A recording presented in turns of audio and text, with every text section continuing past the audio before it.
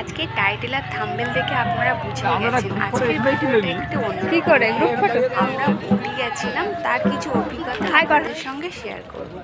আমাদের ট্রেন ছিল শালিমার থেকে 11:55 গুরুদেব এক্সপ্রেস।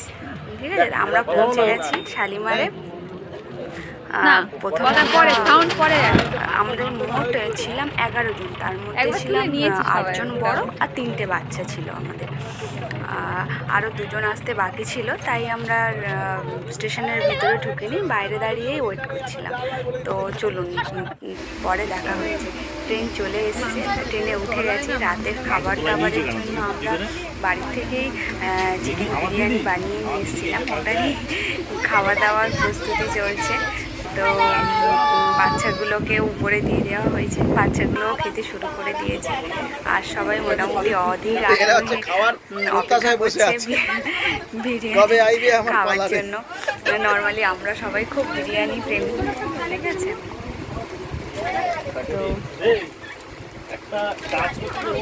রাতের খাওয়া দাওয়া কমপ্লিট করে আমরা সবাই শুরু করেছিলাম। পরের দিন সন্ধ্যাবেলা উঠে বাচ্চাগুলো নিজেদের মতো ফটো তুলছে, নিজেদের মতো করে মজা করছে। আমরাও আমাদের মতো করে সবাই নিজেদের করে কাজ করছি। আমি তার মাঝখানে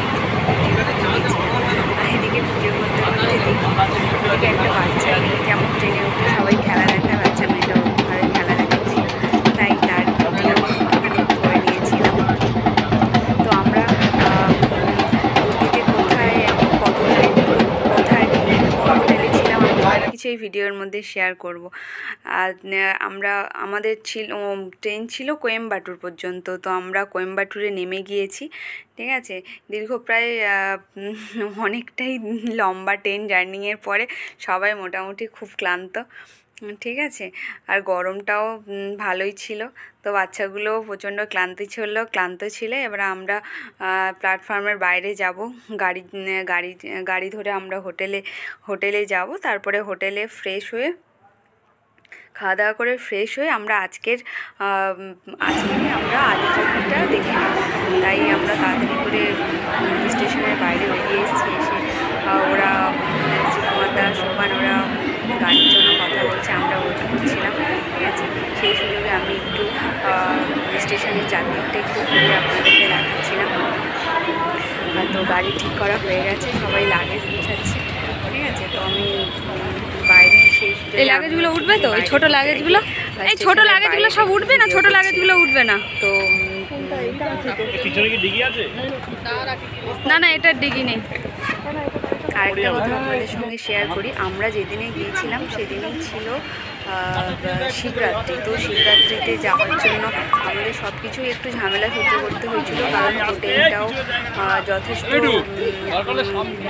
এক্সপেন্সিভ। মানে যে হোটেলের ভাড়া আপনার 700-800 টাকা, সেই হোটেলে আমাদের প্রায় 1,500 টাকা নিয়ে নিয়েছিল। তো আমরা খাওয়া দাওয়া করে ফ্রেশ হয়ে আবার আদিযোগী যাওয়ার জন্য আমরা সবাই করেছি। তো আমরা ওখানে 3টে অটো নিয়ে নিয়েছিলাম। গাড়িতে প্রচুর রেট বলছিল, প্রায় 7,000 টাকা বলছিল। আদিযোগীতে গিয়েও একটা ঘটনা ঘটেছিল। আমাদের গাড়িটা একটু দেরিতে গিয়েছিল, শ্রীকুমারদাদের গাড়িটা আগে পৌঁছে গিয়েছিল। তো শ্রীকুমারদা, তাপসদা ওরা গিয়ে দেখলো যে আদিযোগীতে ঢোকার জন্য, যেহেতু শিবরাত্রি ওখানে প্রোগ্রাম চলছে, তো ওখানে এন্ট্রি ফিজ লাগবে 2,000 টাকা করে পার হেড। তো আমরা এখানে মোটামুটি 11 জন মতো ছিলাম, বাচ্চাদের টিকিট লাগবে না বলছিল 8 জন। তো শ্রীকুমারদারা ডিসিশান নিতে পারছিল না যে আমরা ঢুকবো কি ঢুকবো না। ও তারপরে আমরা গেলাম। আমরা যাওয়ার ঠিক আগে একটা শ্রীকুমারদারা এটা বসে চিন্তা করছে। তো সেই তখনই একটা সহৃদয় ব্যক্তি, মানে ভগবানের মতো আমাদের কাছে এসে শ্রীকুমারদার কাছে বলল যে আপনাদের কি পাস লাগবে? তো শ্রীকুমারদা তো শুনে অবাক, পাস লাগবে মানে? বলছে আমার কাছে 9টা পাস আছে, যদি আপনাদের লাগে আপনারা নিতে পারেন। তো শ্রীকুমারদা ভাবছে কি ব্যাপার, হঠাৎ করে এসে বলছে, তো টাকা পয়সা কিছু লাগবে নাকি? তো মানুষটা একদম ফ্রিতেই আমাদের 10টা পাস দিয়ে চলে গিয়েছিলো। সত্যি এটা আমাদের কাছে একটা বিশাল বড় পাওয়া। তারপরে আমরা ভিতরে ঢুকলাম, একদম অন্যরকম একটা অভিজ্ঞতা। হাজার হাজার মানুষ সেখানে। আমরা অনেক কাছ থেকে গিয়ে আদিযোগী দেখেছিলাম, তার লাইট শো দেখলাম, ওখানে প্রসাদ বিতরণ হচ্ছিল, আমরা একটু প্রসাদ নিয়ে খাওয়া দাওয়া করে নিলাম, কিছুক্ষণ বসে প্রোগ্রাম দেখলাম, অনেক বড় বড় শিল্পীরা এসেছিলো, তো ওখানে অনেক মজা করলাম।